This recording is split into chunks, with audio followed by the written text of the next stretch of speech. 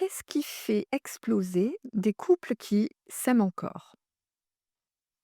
Qu'est-ce qui pousse une mère aimante à couper le contact avec son enfant? Est-ce qu'on peut aimer quelqu'un et ne plus arriver à lui parler sans se blesser? Alors, si vous vous êtes déjà demandé, mais enfin je l'aime, pourquoi ça marche pas entre nous? Alors, cet épisode est fait pour vous.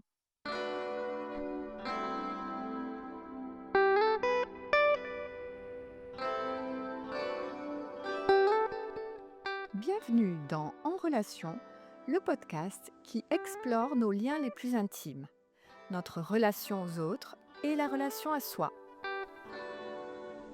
Je suis Anne Demanja, coach et thérapeute de la relation. Ici, on détricote les schémas, on dit au revoir à la culpabilité et on réécrit notre histoire pour redevenir l'autrice ou l'auteur de sa vie.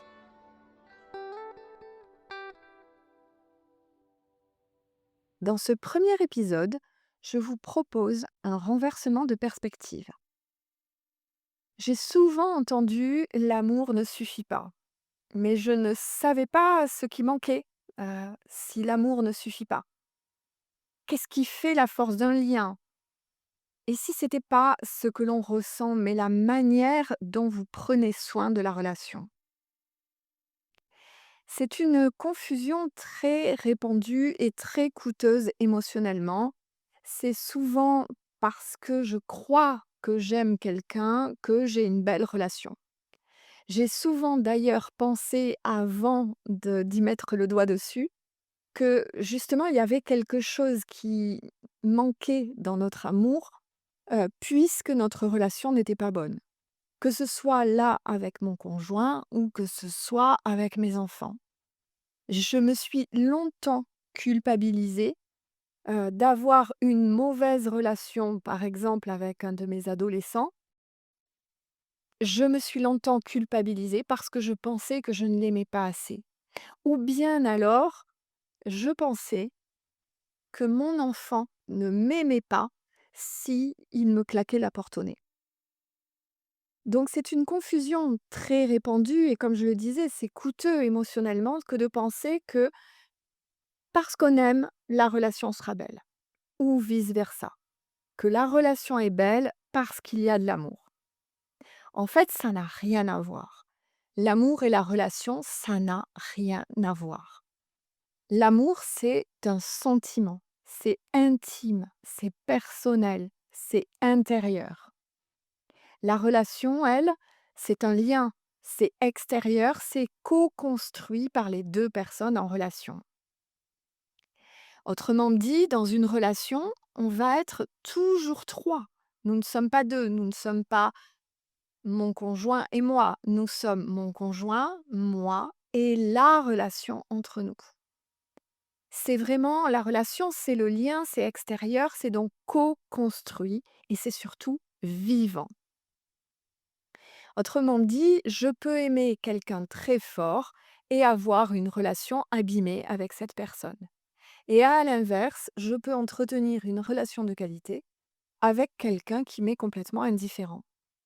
L'amour et la relation ne sont pas interchangeables, ils ne jouent pas du tout le même rôle dans l'équation.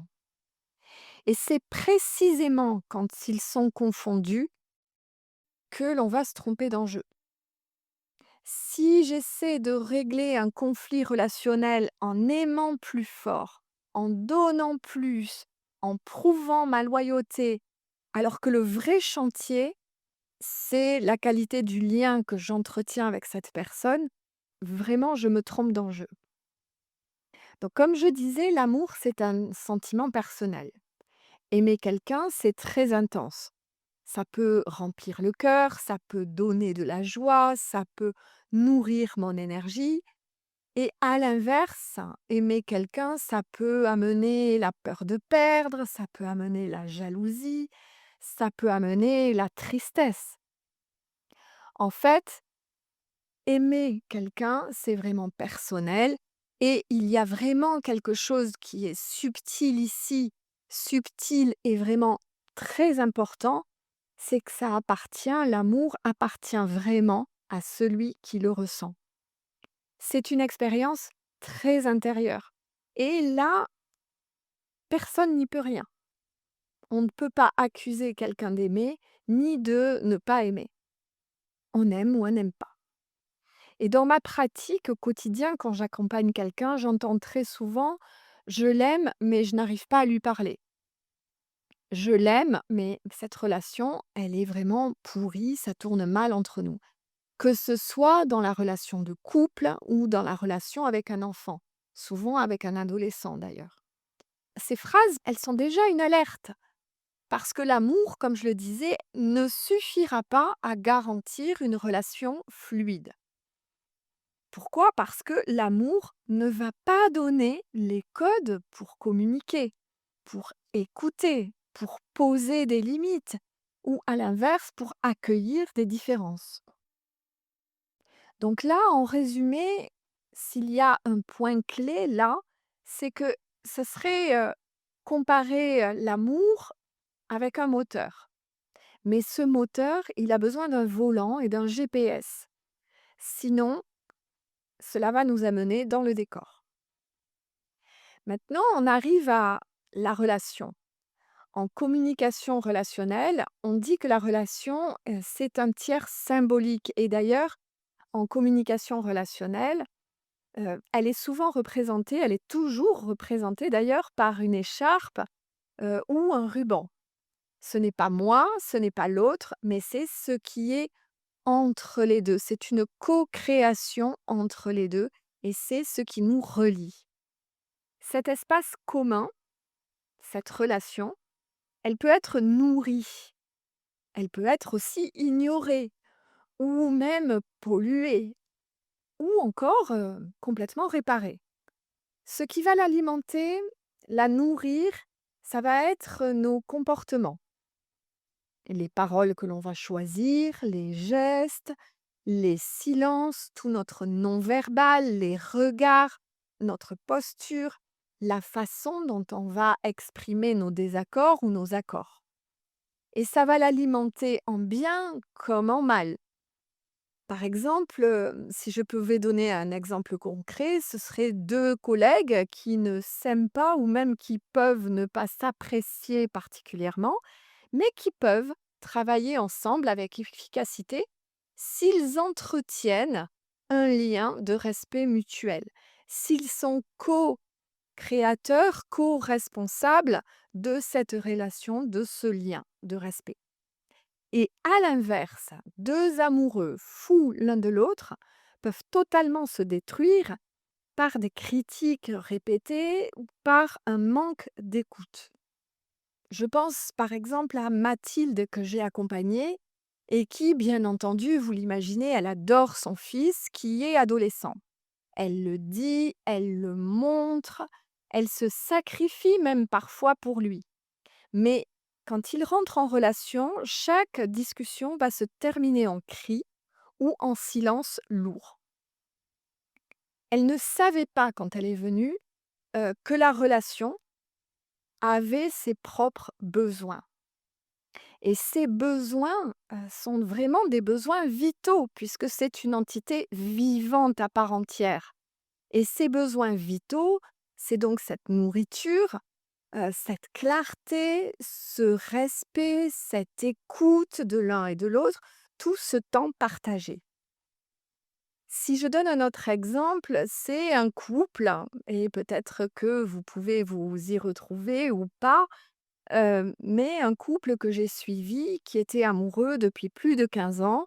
Ils étaient toujours complices, mais il y avait des tensions autour de la gestion de la maison, des tâches, des finances, et tout cela, toute cette gestion, cette lourdeur avait finalement envahi leur quotidien.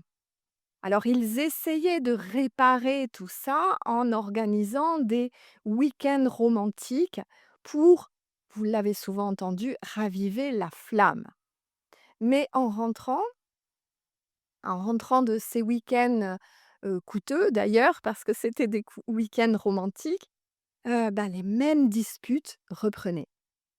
Alors là, ce qu'ils ont pu voir, observer parce que tout ça, je le fais dans mon cabinet de façon extrêmement concrète, à l'aide d'objets, d'écharpes, de Playmobil pour représenter les personnes et de l'écharpe entre ces 2 Playmobil pour représenter ce lien, cette relation. En fait, ils se sont rendus compte, ce qu'il y avait à nourrir, ce n'était pas l'amour puisqu'ils en avaient, mais c'était vraiment cette relation. Et c'était plus qu'un week-end de temps en temps, c'était les habitudes, les règles qu'ils s'étaient imposées et la façon de se parler dans le lien. Alors, ce que dit, par exemple, John Gottman, qui est un chercheur reconnu sur les relations.